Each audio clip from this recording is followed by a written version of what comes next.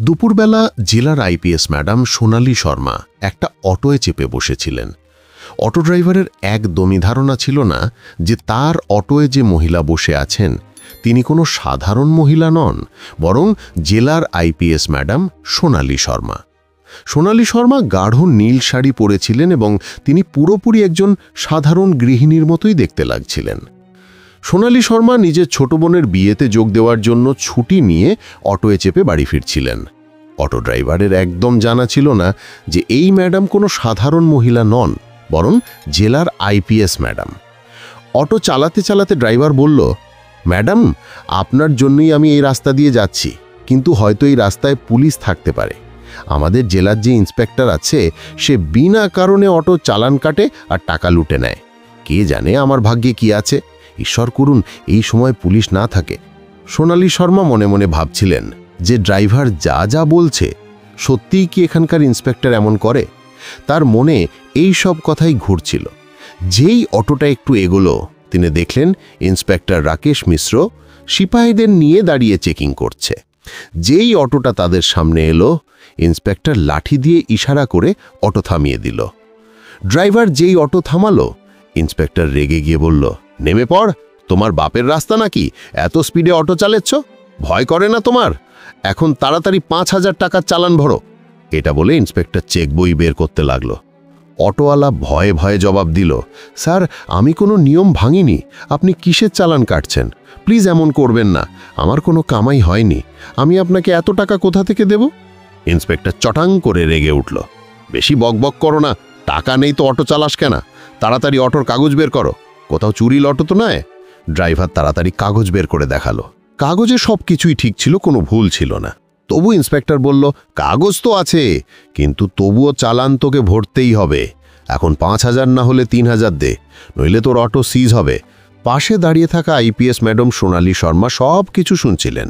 তিনি দেখছিলেন কিভাবে ইন্সপেক্টর গরিবদের লুটছে আর বিনা কারণে চালান কাটছে। অটো ড্রাইভার ভয়ে বলল, স্যার, এত টাকা কোথা থেকে আনবো? এখনও তো কামাই হয়নি, আমি কি করে আপনাকে টাকা দেব? প্লিজ ছেড়ে দিন স্যার, যেতে দিন। আমার ছোট ছোট বাচ্চা আছে, আমি কামাই না করলে ওরা কি খাবে?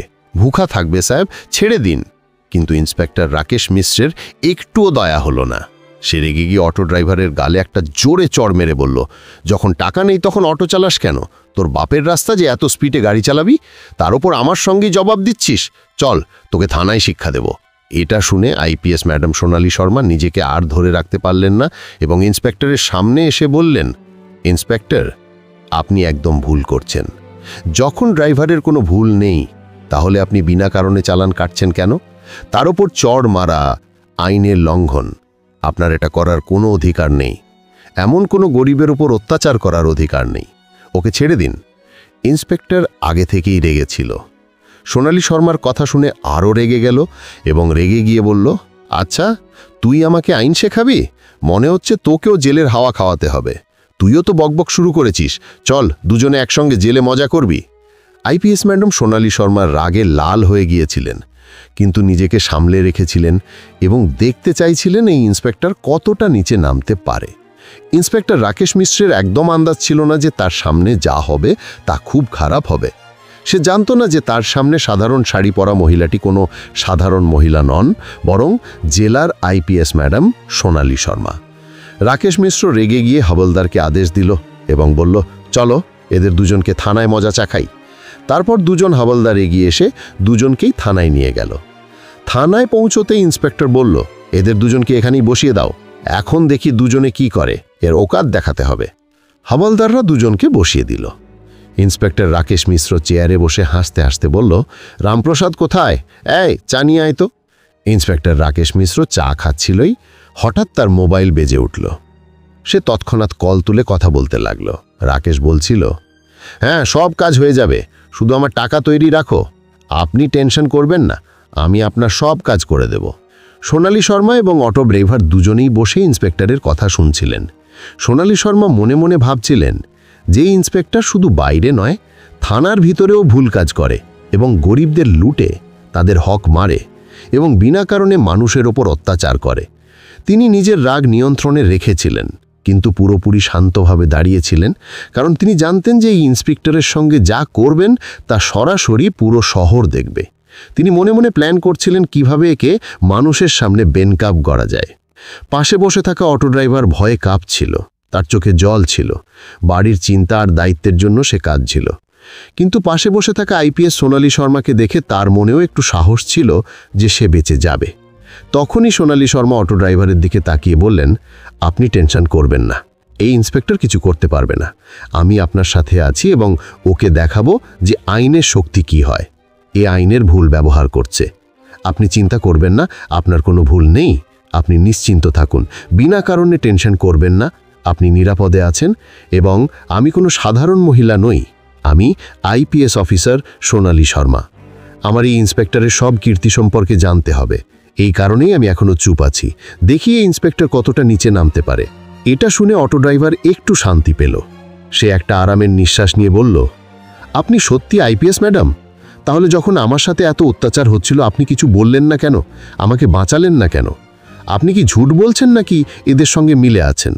অটো ড্রাইভার একটু ঘাবড়ে গেল, কিন্তু সোনালী শর্মা তাকে ভরসা দিলেন, না, আমি এদের সাথে মিলিনি। আমি সত্যিই ইন্সপেক্টরকে বেনকাপ করার জন্য চুপ আছি। শুধু দেখছি এই ইন্সপেক্টর কতটা নিচে নামতে পারে। এই কারণেই আমি চুপ আছি। নইলে আমি চাইলে এখনই এই ইন্সপেক্টরকে সাসপেন্ড করতে পারি। আপনি শুধু একটু অপেক্ষা করুন, তারপর দেখবেন কি হয়। কিছুক্ষণ পরে ইন্সপেক্টর একটা ঘরে চলে গেল। ঘরে গিয়ে সে একজন হাবলদারকে দেখে বলল, গিয়ে অটো ড্রাইভারকে ডেকে নিয়ে আয়। হাবলদার তৎক্ষণাৎ বাইরে এসে ড্রাইভারকে বলল, স্যার আপনাকে ভিতরে ডেকেছেন। এটা শুনে ড্রাইভার ঘাবড়ে গেল, কিন্তু সোনালী শর্মা কাকে ভরসা দিলেন, তুমি টেনশন করো না, যা হবে দেখা যাবে। তার কথা শুনে ড্রাইভারের একটু সাহস হলো এবং সে ইন্সপেক্টরের কাছে গেল। ইন্সপেক্টর রাকেশ মিশ্র পায়ের ওপর পা তুলে বসে সিগারেট খাচ্ছিলেন। ড্রাইভারকে দেখে হাসতে হাসতে বললেন, দেখ, অটো বাঁচাতে চাস তো তোকে 5,000 দিতেই হবে, নইলে তোর অটো সিজ হয়ে যাবে। তার উপর তুই আমার শত্রুও হয়ে যাবে। আর তোকে জানা নেই যে পুরো জেলায় আমারই রাজ চলে। আমি যা চাই তাই করতে পারি, তাই আমার সঙ্গে টক্কর নিস না। যা বলছি তাই কর, তাড়াতাড়ি 5,000 চালান ভর। ড্রাইভারের বুক ধড়াস করে উঠল। সে কেঁদে ফেলে বলল, স্যার এমন করবেন না। আমার অবস্থা দেখুন সাহেব, আমি কি করে আপনাকে 5,000 দেব? প্লিজ আমাকে ছেড়ে দিন। আমার ঘরে ছোট ছোট বাচ্চা আছে, আমি কি করে খাওয়াবো? রাকেশ মিশ্র রেগে গিয়ে বলল, দেখ, আমি তোর কোনো কথা শুনবো না। টাকা দে, নইলে তুই ধ্বংস হয়ে যাবি, সঙ্গে তোর পরিবারও ধ্বংস হয়ে যাবে। এখন টাকা দে। ড্রাইভার ভয়ের কারণে 2,000 টাকা বের করে ইন্সপেক্টরকে দিয়ে দিল এবং বলল, আমার কাছে এটুকুই আছে, প্লিজ এটা নিন আর আমাকে যেতে দিন। ইন্সপেক্টর টাকা নিতে নিতে বলল, ঠিক আছে, যা, বাইরে গিয়ে বস। তারপর সে একজন হবলদারকে ডেকে বলল, ওই মহিলাকে এখানে ডেকে নিয়ে আয়। হবলদার বাইরে এসে সোনালী শর্মাকে বলল, ম্যাডাম, আপনাকে স্যার ডাকছেন। সোনালী শর্মা কোনো দ্বিধা ছাড়াই ভিতরে গেলেন। ইন্সপেক্টর হাসতে হাসতে বলল, নাম কি? সোনালী শর্মা ঠান্ডা আত্মবিশ্বাসের সঙ্গে বললেন, নামে আপনার কি দরকার? নাম যাই হোক, আপনি বলুন আপনি কি বলতে চান। ইন্সপেক্টর অবাক হয়ে গেল। তার বিশ্বাসও ছিল না যে এই মহিলা এত আত্মবিশ্বাসের সঙ্গে কথা বলছে। তারপর ইন্সপেক্টর বলল, দেখ, বেশি আঁকড়া দেখাস না। আমাদের কাছে সব কিছুর ওষুধ আছে। এখনই দুটো লাঠি খাবে, তখন সব আঁকড়া বেরিয়ে যাবে। ভালো করে জিজ্ঞেস করছি তাই বলে দে, নইলে এত মার খাবি যে হাঁটতে পারবি না। চলো সব ছেড়ে তাড়াতাড়ি 2,000 বের কর, নইলে জেল, বুঝলি? কিন্তু সোনালী শর্মা ভয় না পেয়ে জবাব দিলেন, আমি আপনাকে 1 টাকাও দেব না। আমি কোনো ভুল করিনি। আপনি আমার কাছে কিসের টাকা চাইছেন? বিনা কারণে আমার কাছে টাকা কেন চাইছেন? আপনি আইন মানছেন নাকি আইন ভাঙছেন? আপনি যে এই উর্দি পরে আছেন, এর মানে কি? এইসব করার জন্যই উর্দি পরে আছেন। এটা শুনে ইন্সপেক্টর রেগে গেল। সেদিকে গিয়ে হবলদারকে ডেকে বলল, এই মহিলাকে জেলে বন্ধ করে দে। হবলদার তৎক্ষণাৎ আইপিএস ম্যাডাম সোনালী শর্মাকে লকআপে ঢুকিয়ে দিল। কারোরই জানা ছিল না যে আজ যার সঙ্গে এসব হচ্ছে তার জন্য এটা খুব ভারী পড়তে পারে। একজন আইপিএস ম্যাডামের সঙ্গে এসব হচ্ছে, এটা কোনো সাধারণ ব্যাপার ছিল না। সোনালী শর্মা কিছু না বলে চুপ ছিলেন। হবলদার তাকে লকআপে বন্ধ করে দিল। কিছুক্ষণ পরে থানার বাইরে একটা গাড়ি এসে থামল। গাড়ি থেকে এসএইচও অভিজিৎ রায় নেমে রেগে গিয়ে থানার ভিতরে ঢুকলেন এবং একজন হবলদারকে বললেন, আমরা শুনেছি আপনারা এখানে একজন মহিলাকে লকআপে ঢুকিয়েছেন। হবলদার হচক্ষে বলল, হ্যাঁ, কিন্তু কি হয়েছে স্যার? তখনই ইন্সপেক্টর ঘর থেকে বেরিয়ে এসে বলল, কে? ইন্সপেক্টরকে দেখে রাকেশ মিশ্র জিজ্ঞেস করল, স্যার কি ব্যাপার, আপনি এখানে কেন, কোনো কাজ? এসএইচও অভিজিৎ রায় বললেন, হ্যাঁ, শুনেছি আপনি একজন মহিলাকে লকআপে বন্ধ করেছেন, শুধু তাকে দেখতে হবে। তারপর রাকেশ মিশ্র বলল, চলুন দেখাচ্ছি। এটা বলে রাকেশ মিশ্র অভিজিৎ রায়কে লকআপের কাছে নিয়ে গেল। লকআপে বন্ধ মহিলাকে দেখে এসএইচও অভিজিৎ রায় রেগে চেঁচিয়ে উঠলেন, আপনি এটা কি করেছেন? এটা আমাদের জেলার আইপিএস ম্যাডাম, আপনি একে লকআপে কেন ঢুকিয়েছেন? আপনার জানা আছে আপনি কি করেছেন? এটা শুনে রাকেশ মিশ্রর পায়ের তলা থেকে মাটি সরে গেল। সে হচকিয়ে বলল, কি, এরা আইপিএস ম্যাডাম? আমার একদম আন্দাজ ছিল না যে এরা আইপিএস ম্যাডাম। সে তৎক্ষণাৎ হবলদারকে ইশারা করল। হবলদার এসে লকআপ খুলে দিল। লকআপ থেকে বেরিয়ে আইপিএস ম্যাডাম সোনালী শর্মা পুরো ব্যাপারটা এসএইচও অভিজিৎ রায়কে বললেন। তারপর এসএইচও অভিজিৎ রায় তৎক্ষণাৎ জেনার ডিএম সুনীল পাণ্ডেকে ফোন করে বললেন, আইপিএস ম্যাডাম সোনালী শর্মা আপনাকে থানায় ডেকেছেন, দয়া করে তাড়াতাড়ি থানায় আসুন, ব্যাপারটা গুরুতর। কিছুক্ষণের মধ্যেই ডিএম সুনীল পাণ্ডে থানায় পৌঁছলেন। তিনি ব্যাপারটা দেখে ইন্সপেক্টরকে বললেন, আপনি যা করেছেন তা আইনের লঙ্ঘন।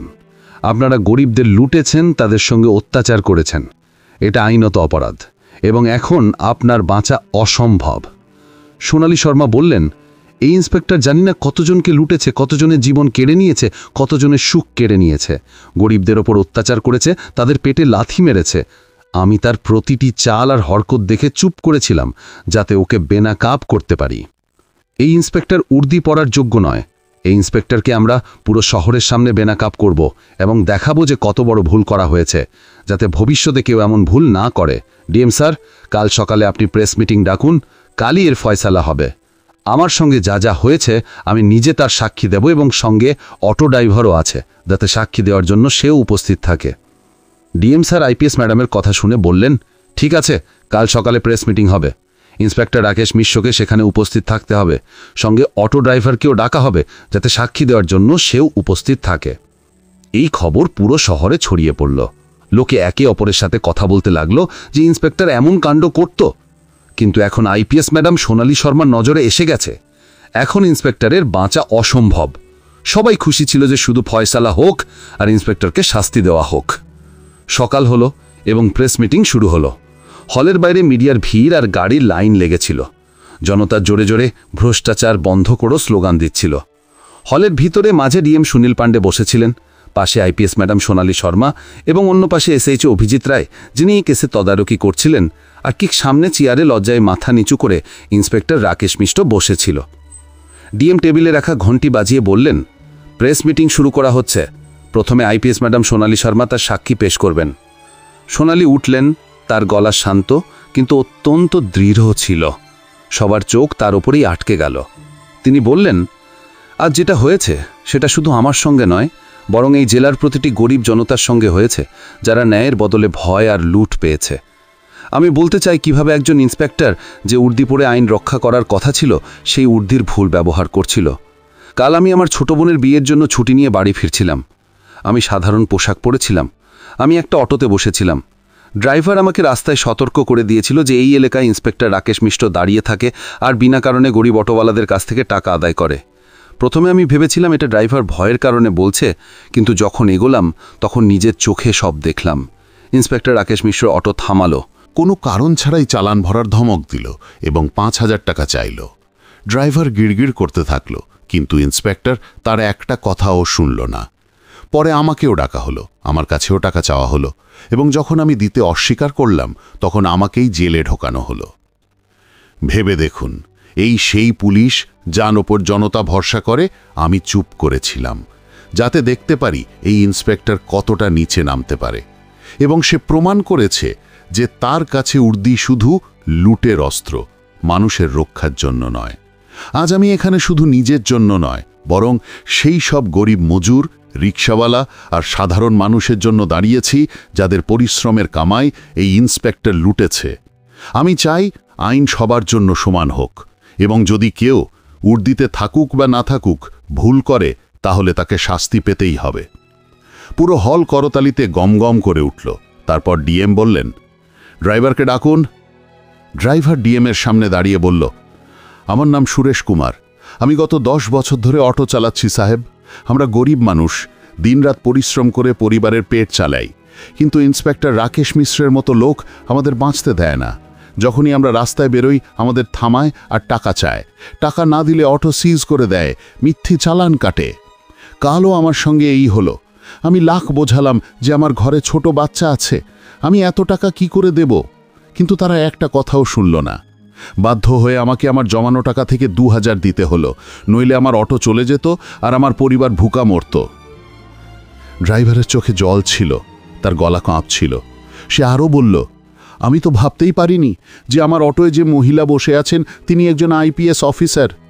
এরা না থাকলে আজও আমরা গরিবরা এভাবেই লুটতাম। আমি ম্যাডামের কাছে কৃতজ্ঞ যে তিনি সত্যিটা সামনে এনেছেন। হলে বসা লোকেরা আবেগপ্রবণ হয়ে গেল। অনেক সাংবাদিক তৎক্ষণাতেই বায়ান রেকর্ড করল। এখন ডিএম সুনীল পাণ্ডে চারদিকে তাকিয়ে বললেন, আজকের সাক্ষ্য এটা স্পষ্ট করে দিয়েছে যে ইন্সপেক্টর রাকেশ মিশ্রা নিজের সীমা লঙ্ঘন করেছে।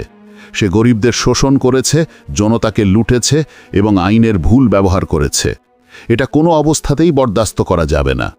তিনি কাগজে লেখা আদেশ তুলে মিডিয়ার সামনে জোরে পড়লেন, ইন্সপেক্টর রাকেশ মিশ্রাকে তৎক্ষণাৎ প্রভাবে সাসপেন্ড করা হচ্ছে, সঙ্গে তার বিরুদ্ধে ফৌজদারি মামলা দায়ের করা হবে।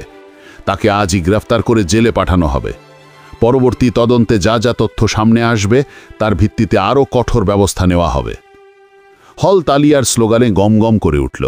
জনতা চেঁচাতে লাগল, ভ্রষ্টাচারের অবসান হো, সোনালী ম্যাডাম জিন্দাবাদ।